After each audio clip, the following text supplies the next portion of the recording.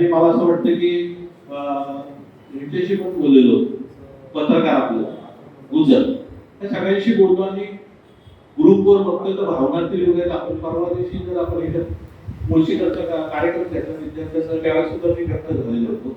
पण तुम्हाला एक सांगतो की आता विनायक बोलले त्यांनी कायदेशीर आपण कसं जाणार एक प्रश्न की कायदेशीर कसं जाणार आहे. दुसरा पर्डे बोलले एवढं करण्यापेक्षा आपण त्यांनाच भेटू आणि तिथे जर प्रश्न सुटणार असेल तर आपण एवढं कशाला पुढे जायचं. ते ह्या गोष्टी करत असताना अजय माझ्या बरोबर आहे पहिल्यापासून.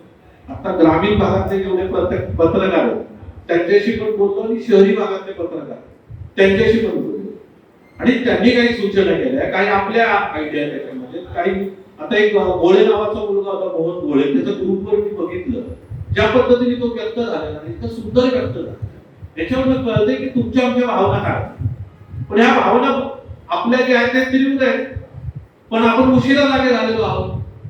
आता ह्याच्यामध्ये ज्यावेळेस विनायक बोलतोय की आपल्याला त्याच्यावर लिगली काही गोष्टी करायच्या त्याच्याकरता काय लागतील तर पहिल्यांदा काय करायला लागेल आपल्याला तर पंचायत समितीचा ठराव घ्या ग्रामपंचायतीचा ठराव घ्या हे सांगतात ना ग्रामसभेत. आता हे जे ठराव घेतले पाहिजे हे ह्या गोष्टी ज्या आहेत ह्या गोष्टी आपल्याला कायदेशीर सुरू ते करायचंच आहे. पण त्या करत असताना आपण पहिलं काय करतोय तर ह्या लोकांना निवेदन देण्याचा उपक्रम सुरू. तर पहिलं निवेदन जे पत्रकार सांगतात ना आम्हाला पण कळतंय की पहिलं निवेदन कुणाला दिलं पाहिजे तर प्रवीण तरडेंना दिलं. हा प्रवीण तरडे आपल्याच तालुक्यातला बरं हा जो वटवृक्ष आहे मुळशीचा त्या वटवृक्षाची ती फाती आहे. आज मराठी इंडस्ट्रीमध्ये त्याचं पण नाव आहे. आपण भरभरून त्याचं कौतुक केलेलं त्याला मुळशी भूषण पुरस्कार सुद्धा आम्ही दिला.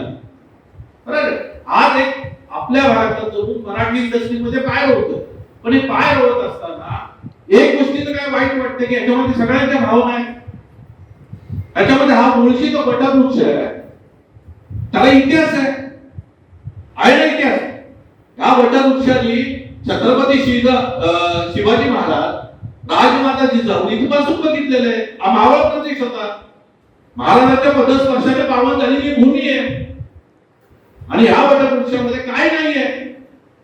सहारा आहे आंबी व्हॅली आहे नवसा आहे इंटरनॅशनल स्कूल्स आहेत इंडस सारखी शाळा आहे नासाचं सेंटर आहे त्या काळामध्ये. अरे आपल्या का भूमिपुत्र तो कुठल्या नावाचा मुलगा आहे तो सायंटिस्ट आहे.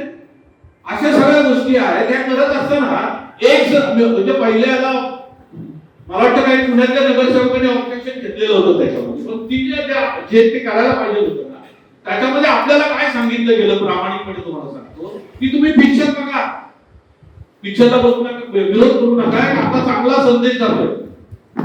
मी पूर्ण पिक्चर 10 वेळा बघितला आजपर्यंत रोज तो झी सिनेमावर ऍव्हरेज महिन्यात तोंड दाखवतोय हा पॅटर्न करून आणि तो आपण बघितल्यानंतर त्याचा एकच लाईन आहे.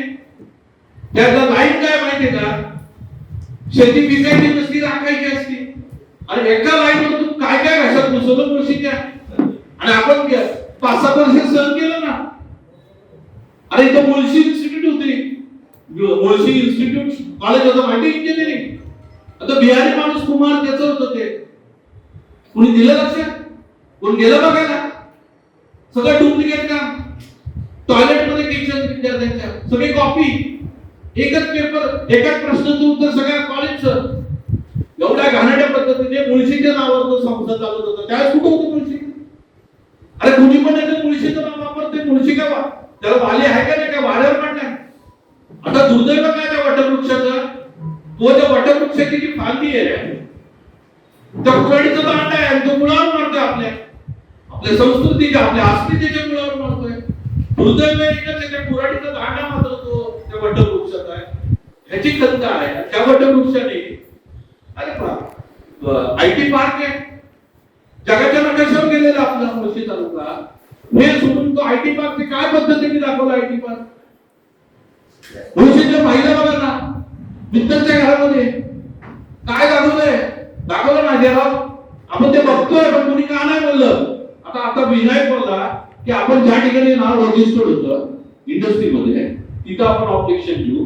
तर पहिला आपल्याला प्रश्न पत्रकार किंवा समाज विचारणार आपल्याला समाजामध्ये त्यांनी पहिली टायटलला पिक्चर दाखवताना पहिल्या वनला पॅटर्नला त्यांनी काय दाखवलं माहितीये का, ही एका तालुक्याची गोष्ट नाहीये, ही पूर्ण देशाची. मग तालुक्याचं नाव का? तालुक्याच्या नावावर देशाच्या गोष्टी सांगतो. कुठल्या देशाच्या कुठल्या भागामध्ये काय चाललेलं नाही, उलट सुलट चाललेलं आहे. आता हे पप्पू बोलले की तो हे झालं ना देऊळ बंद, त्याचं सेलिब्रेशन 100 कोटीचं झालं. सेलिब्रेशन नंतर एक बाईट दिला. त्या बाईट मध्ये काय बोललेलं माहितीये की त्याच्यामध्ये तुम्ही आत्ताचा प्रवीण तरडे जो बघितला आजपर्यंतचा, तो तुम्ही आध्यात्मिक धार्मिक प्रवीण तरडे बरं. आता तर प्रवीण तरडेचे 100 कोटीचे टार्गेट कंप्लीट झालेले. तुम्ही उद्या आहे ना, उद्याचा प्रवीण तरडे बघा, मुळशी पॅटर्न 2 मधला, त्याच्यामध्ये राडा आरा हे सगळं तुम्हाला दिसत, तो प्रवीण तरडे दिसत. अरे आपण गप्प बसतोय, मुळशी पारावर पडली. अरे कुणाच्या गावाचं नाव दिलं तरी गाव एक वाटतं, पण तालुका मात्र वाऱ्यावर पडलेला. आणि या सगळ्या आम्हा मंडळींना वाटतं की नावाला उठवलं पाहिजे. तुमच्या मनामध्ये पण ती खतखत आहे, अनेक लोक व्यक्त करतात. मग ही जी खतखत आहे हिला काय दिशा दिली पाहिजे? ती लोकशाही पद्धतीने गेली पाहिजे, ती व्यवस्थित गेली पाहिजे, ती लोकांपर्यंत व्यवस्थित पोहोचली पाहिजे. जसं आपण कायद्याची बोलतो करतोय आणि जसे आपण कागदावरची लढाई लढतोय, ती सुरुवातीला कागदावरची लढाई लढण्यापेक्षा मला असं वाटतं विनायक हा शेवटचा कायदा आणि न्याय व्यवस्थेचं दाट ठोकवायचं शेवट आहे. आता मात्र राष्ट्रीय एक म्हटलं भविष्यामध्ये मुळशी तालुक्याचं नाव घेताना सुद्धा, त्याच्यामध्ये गैरप्रकार करताना सुद्धा 2 वेळा विचार केला पाहिजे त्यांनी की सर मुळशीचं नाव घेतोय आपण, नीट नाही झालं की लोक आहेत ना अंगावर आपल्या येते ही भीती, हा दरारा या माध्यमातून तयार केला पाहिजे. मग तो दरारा करताना काय त्याला मारायचं, कुणाला आणायचं, लोकशाही पद्धतीने करायचंय. मला असं वाटतं उशिरा झालं जरी झाला असतो तरी माझं म्हणणं आहे पहिला मुळशी पॅटर्न पहिला वाद जो आहे त्याचं नाव सुद्धा बदललं गेलं पाहिजे. सुरुवात त्याच्याकरता काय केलं पाहिजे तर न्याय व्यवस्थेमध्ये आता मला जो अनुभव आहे, मी सुद्धा कायद्याचा विद्यार्थी आहे, मला जो अनुभव आहे त्याच्यामध्ये पब्लिक लोक आणि लोकांचं मत काय. आता ही जी भावना आपण कागदावर ठरवलेलं ती भावना आहेच आहे, तिचा आपण अनादर करत नाही. ज्याच्यासमोर रस्त्यावर येतो आणि ओरडतो त्यात आपल्या भावना न्याय व्यवस्थेला पोहोचतात. न्याय व्यवस्थेला लोकशाहीमध्ये लोक बोलली जातात टाळकी. त्याच्याकरता आपल्याला रस्त्यावर उतरण्यासाठी काय केलं पाहिजे तर मग आता सुनील सातरे जसे बोलले की उगाच रस्त्यावर जायचं ना, तर पहिलं निवेदन आपण करायचं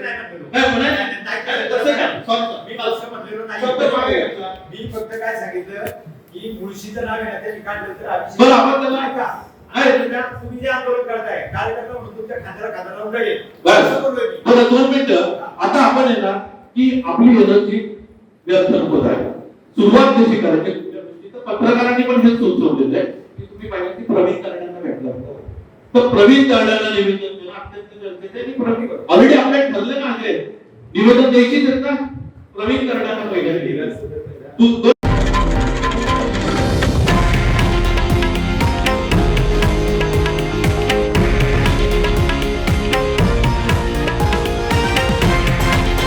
हे आहे देशातील नंबर 1 न्यूज नेटवर्क आणि आपण पाहत आहात TV9 मराठी, एकमेव.